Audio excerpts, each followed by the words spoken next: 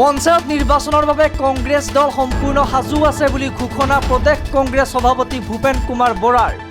কংগ্ৰেছ সভাপতি বৰাৰ অভিযোগ, ক্ষমতাৰ বিকেন্দ্ৰীকৰণৰ লক্ষ্যৰে দেশত পঞ্চায়তী ৰাজ ব্যৱস্থাৰ প্ৰৱৰ্তন কৰা হৈছিল, কিন্তু হিমন্ত বিশ্ব শৰ্মাৰ আমোলত অসমত ক্ষমতাৰ বিকেন্দ্ৰীকৰণৰ নাম পঞ্চায়তী ৰাজ নহয়, চৰকাৰী ধন গোগ ৰাখে লুণ্ঠন লুটপাট কিংবা দুৰ্নীতিৰ বিকেন্দ্ৰীকৰণৰ অইন এক নামহে পঞ্চায়তী ৰাজ হৈ পৰিছে। পুনৰবাৰ জনাইছোঁ, পঞ্চায়ত নিৰ্বাচনৰ বাবে কংগ্ৰেছ দল সম্পূৰ্ণ সাজু আছে বুলি ঘোষণা কৰিছে প্ৰদেশ কংগ্ৰেছ সভাপতি ভূপেন কুমাৰ বৰাই।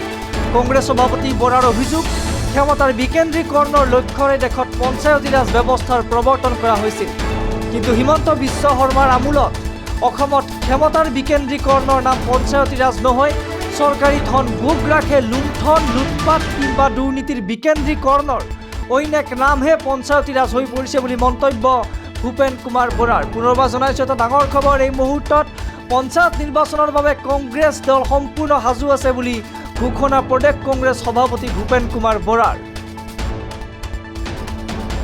এতিয়া ইমিডিয়েটলি আমাৰ পঞ্চায়ত নিৰ্বাচন, এতিয়া চৰকাৰেও অনানুষ্ঠানিকভাৱে কৈ আছে, আৰু আচলতে পঞ্চায়ত নিৰ্বাচনৰ পাতাৰ সময় উকলি গ'ল। গ্ৰাম্য উন্নয়নৰ প্ৰতি যে বিজেপি দায়বদ্ধ নহয়, গাঁৱলৈ অহা পইচাবিলাক পঞ্চায়তত ৰাজীৱ গান্ধী ডাঙৰীয়াৰ কনচেপ্টটো কি আছিলে? পঞ্চায়ত সৃষ্টি কৰা, পঞ্চায়তক ক্ষমতা দিয়া কথাটো আছিলে যে ক্ষমতাৰ বিকেন্দ্ৰীকৰণ। আমি পঞ্চায়ত ব্যৱস্থাটোৰ মাজেদি কেন্দ্ৰীয়ভাৱে থকা ক্ষমতাটো বিকেন্দ্ৰীকৰণ কৰি গাঁৱৰ মানুহৰ হাতত ক্ষমতা দিব বিচাৰোঁ। বিজেপিয়ে কি কৰিছে? দুৰ্নীতি কেন্দ্ৰীয়কৰণ, ক্ষমতা কেন্দ্ৰীয়কৰণৰ মাধ্যমেদি পঞ্চায়তৰ টকা ডিস্প'জত ৰাখি লুটপাট কৰিবৰ কাৰণে ইলেকশ্যন বাৰে বাৰে পিছুৱাই থকাৰ বিজেপিৰ যিটো ষড়যন্ত্ৰ, সেইটো হৈছে ক্ষমতা কেন্দ্ৰীভূত কৰি লুটপাট কেন্দ্ৰীভূত কৰিব লাগে। এতিয়া গাঁৱৰ মানুহৰ ৱাৰ্ড কমিশ্যনৰ এটা ক্ষমতা থাকে, ৱাৰ্ড মেম্বাৰৰ। কাউন্সিলাৰজনে গাঁৱৰ ৰাস্তা এটা ৰিপেয়াৰিং কৰিব পাৰে, নামঘৰ এটা ৰিপেয়াৰিং কৰিব পাৰে, কালভাৰ এটা বনাব পাৰে, স্কুল এখনত আৰ্ট ফিলিং কৰি দিব পাৰে।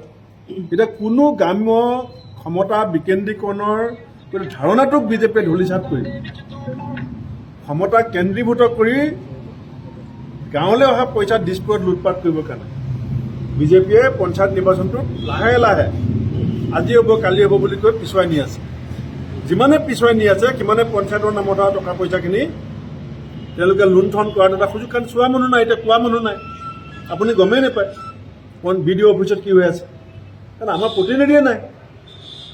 গতিকে এতিয়া বিজেপি MLA, বিজেপি মন্ত্ৰী, বিজেপি অফিচাৰ চবেই মিলি পঞ্চায়তৰ গ্ৰাম্য উন্নয়নৰ যিটো লুটপাট, সেই লুটপাট শেষ কৰিবৰ কাৰণে আমাক পঞ্চায়ত নিৰ্বাচন পাতিবই লাগিব। আৰু পঞ্চায়ত নিৰ্বাচনৰ কাৰণে কংগ্ৰেছ দল আমি সাজু হৈছোঁ। আমি উপ নিৰ্বাচনতো আপোনালোকে দেখিছিলে যে জয় পৰাজয় যিয়ে নহওক ৰাইজৰ মুখত এই কথা ওলাইছে যে কংগ্ৰেছে তীব্ৰ প্ৰতিদ্বন্দ্বিতা আমি কৰিছিলোঁ, কিন্তু উপ নিৰ্বাচনত আমি যি নহওক পঞ্চায়ত নিৰ্বাচনত যে আমি ভাল ফলাফল দেখুৱাম, সেই কথা আমি নিশ্চিত হৈ আছোঁ।